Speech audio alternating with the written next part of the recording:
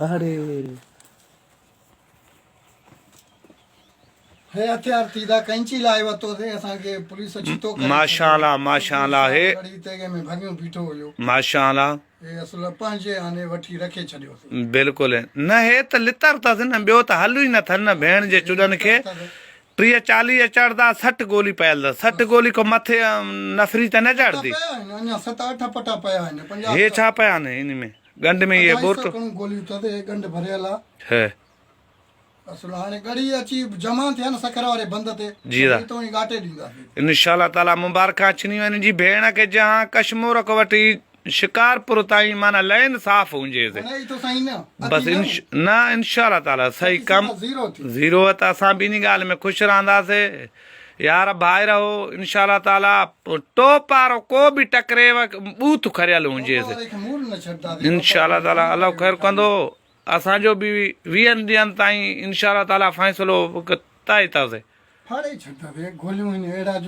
hey the R पार टैक को असां हयूं आहिनि हे मिलायूं आहिनि आर पार टपी न वञनि असां सां ॻाल्हाए हा ऐं पतर बि अथव बसि सही आहे न त माना थरमाश चांहि जो हुजेव हुको दुखाए वेही रहो बसि इंशाल्लाह ताला इन कैंची वारे बंद जे वकड़ ते न लांदी हेठि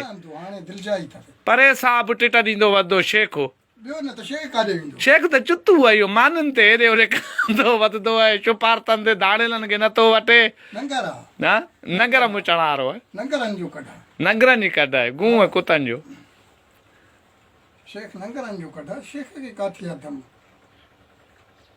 शेख खे जंहिं ड्राउ ॾिनो बसि उन जाइ ते पियो खुबियूं हणंदो जीअं न कॾहिं वछेर 4-5 गऊं जे पिड़ में हुजनि खुबियूं हणनि पाण खे त साईं जो जहिड़ो लाश हथ अची वञेसि इंशाल्लाह ताला पंहिंजी नफ़री जी इते त हिन हद जी पंहिंजी मुराद ॾिठियूं वेंदो नफ़री जी सॼी एरिया जी सॼी ॾिठियूं वेंदो इंशाल्लाह ताला पंहिंजे पुलिस जी त कहिड़ी हालति छल अथनि हिकु हिकु सिंग ते पिया आहिनि गुयूं कढियूं मिटी वारा दमदमा ॾिनियूं असां नांग त न आहियूं मिटी कंदासीं हेॾो कंदासीं इहा न हेॾो न कंदासीं हेॾो कंदासीं बाक़ी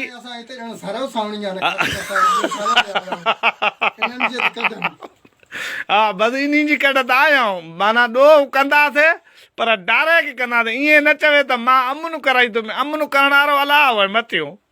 छा ॿुधे ख़ुदा जे हथ में हिन चुतू जे हथ में ज़रूर बेगैरत अची को न मरे हुन लुॾांगे न ॾींदो सूअर कांजा जो इहे हथियार इहे जमा कयासीं इंशाल्लाह ताला मुनीर ताईं बसि हाणे हे त क़ीमती शइ थी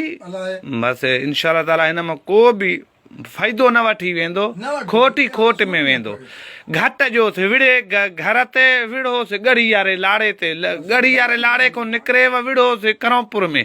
जे हा ॿियो पठाण मारियोसि को बि क़ौम जो पठाण गाॾी जो हथु अचेव गाॾियुनि जूं गाॾियूं पठाण मारियो त हिन ते असरु पवंदो ज़ोर पवंदो रोड बेलाक थींदो को बि मुहाणो अचेसि शेख अचेसि को बि गरीब अचे साॼो अचेसि बंदूक डज़ थी वञेसि हाय तो